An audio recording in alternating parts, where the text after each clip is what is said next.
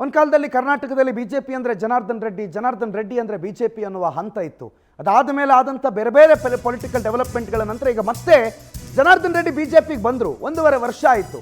ಆದರೆ ಕೇವಲ 1.5 ವರ್ಷದಲ್ಲಿ ಜನಾರ್ದನ್ ರೆಡ್ಡಿ ವರ್ಚಸ್ಸು ಕುಗ್ಗಿ ಹೋಯ್ತಾ? ಶಾಸಕ ರೆಡ್ಡಿ ಮತ ಹಾಕಿರುವ ಮತದಾರರನ್ನೇ ಮರೆತು ಬಿಟ್ಟಿದ್ದಾರೆ. ಗಣರಾಜ್ಯೋತ್ಸವ, ಸ್ವಾತಂತ್ರ್ಯ ದಿನಾಚರಣೆ, ಜಾತ್ರೆ ಎಲ್ಲದಕ್ಕೂ ಬರ್ತಾ ಇದ್ರು.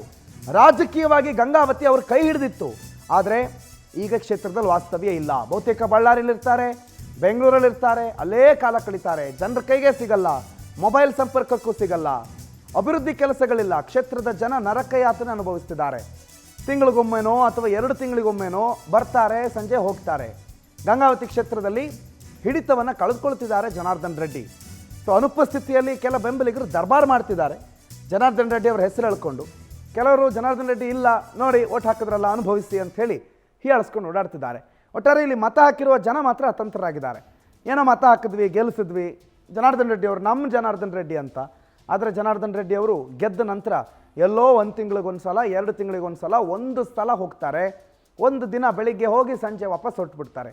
ಚುನಾವಣೆ ಮುಂಚೆ ಹಿಂಗಿರಲಿಲ್ಲ. ಜಾತ್ರೆ ಆದರೂ ಹೋಗೋದು, ಒಂದು ಹಬ್ಬ ಆದರೂ ಹೋಗೋದು, ಒಂದು ಸಾವಾದರೂ ಹೋಗೋದು, ಒಂದು ಫಂಕ್ಷನ್ ಆದರೂ ಹೋಗೋದು, ಇದೆಲ್ಲ ಮಾಡ್ತಾ ಇದ್ದ ಜನಾರ್ದನ್ ರೆಡ್ಡಿ ಈಗ ಜನರಿಂದ ಭಾಳ ದೂರ ಹೋಗ್ತಾ ಇರೋದು ಜನ ಬೆಂಬಲವನ್ನು ಕಳೆದುಕೊಳ್ಳುವ ಸೂಚನೆ. ಶುಕ್ರಾಜ್ ಬಗ್ಗೆ ಹೆಚ್ಚಿನ ಮಾಹಿತಿ ಕೊಡ್ತಾರೆ, ಫೋನ್ ಸಂಪರ್ಕದಲ್ಲಿದ್ದಾರೆ. ಶುಕ್ರಾಜ್, ಸಾಮಾನ್ಯವಾಗಿ ರಾಜಕಾರಣಿಗಳು ಇದೇ ಮಾಡ್ತಾರೆ ಅಂತ ನಾವು ಕೇಳಿದ್ವಿ. ಚುನಾವಣೆ ಸಂದರ್ಭದಲ್ಲಿ ಎಲ್ಲರ ಮನೆಗೂ ಹೋಗುವಂಥದ್ದು, ಎಲ್ಲರನ್ನೂ ಹುಡ್ಕೊಂಡು ಹೋಗುವಂಥವ್ರು. ಚುನಾವಣೆ ಆಗಿ ಗೆದ್ದ ಮೇಲೆ ಅವರನ್ನು ನಾವು ಹುಡುಕಬೇಕು ಅಂತ. ಅಂಥದ್ದೇ ಪರಿಸ್ಥಿತಿನ ಗಂಗಾವತಿನಲ್ಲಿ. ಏನು ಶಾಸಕ ಜನಾರ್ದನ್ ರೆಡ್ಡಿ ಅವರ ಕಥೆ? ಪ್ರಣುತ್, ಏನು ಕೇವಲ 1.5 ವರ್ಷದಲ್ಲೇ ಜನಾರ್ದನ್ ರೆಡ್ಡಿ ಏನು ಒಂದು ಚುನಾವಣೆ ಮುಂಚೆ ಒಂದು ಭರವಸೆಗಳನ್ನು ಕೊಟ್ಟಿದ್ರು ಗಂಗಾವತಿ ಕ್ಷೇತ್ರದ ಜನರಿಗೆ.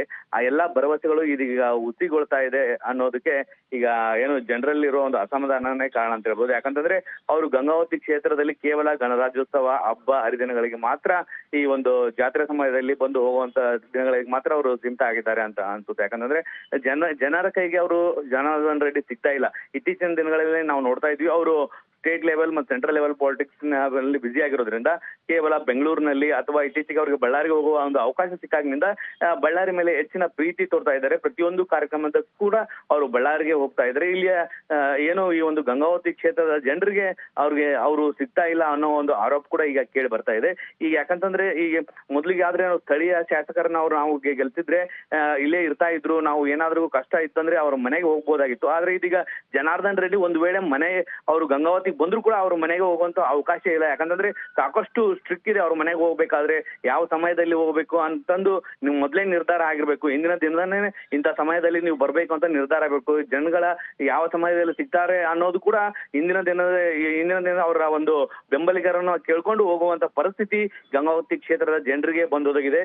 ಈಗಾಗಲೇ ಜನರು ಕೂಡ ಒಂದು ಪರಿತಪಿಸ್ತಿರೋ ಏನಂತಂದ್ರೆ, ನಾವು ಸ್ಥಳೀಯ ಶಾಸಕರನ್ನ ಗೆಲ್ಸಿದ್ರೆ ನಮ್ ಕೈಗೆ ಸಿಗ್ತಾ ಇದ್ರು, ಏನಾದ್ರೂ ಅಭಿವೃದ್ಧಿ ಕೆಲಸಗಳನ್ನ ಆಯ್ತು, ವೈಯಕ್ತಿಕ ಕೆಲಸಗಳನ್ನ ಆಯ್ತು ಕೇಳೋದಕ್ಕೆ ನಮ್ಗೆ ಅವಕಾಶ ಸಿಗ್ತಾ ಇತ್ತು. ಆದ್ರೆ ಜನಾರ್ದನ್ ರೆಡ್ಡಿ ಈಗ ಒಂದು ರಿಚೆಸ್ಟ್ ಶಾಸಕ ಆಗಿರೋದ್ರಿಂದ ನಾವು ಅವ್ರ ಹತ್ರ ಹೋಗಿ ನಿಂತ್ಕೊಳ್ಳೋಕ್ ಕೂಡ ಸಾಧ್ಯ ಆಗ್ತಿಲ್ಲ. ಕೇವಲ ಬೆಂಬಲಿಗರ ಒಂದು ದರ್ಬಾರ್ ಈಗ ಗಂಗಾವತಿ ಕ್ಷೇತ್ರದಲ್ಲಿ ನಡೆದಿದೆ ಅಂತಂದು ಜನರು ಕೂಡ ಈಗ ಒಂದು ಅಸಮಾಧಾನ ವ್ಯಕ್ತಪಡಿಸಿರ್ತಕ್ಕಂಥದ್ದು. ಪ್ರಣುತ್, ಥ್ಯಾಂಕ್ ಯು ಶುಕ್ರಾಜ್ ಮಾಹಿತಿಗೆ.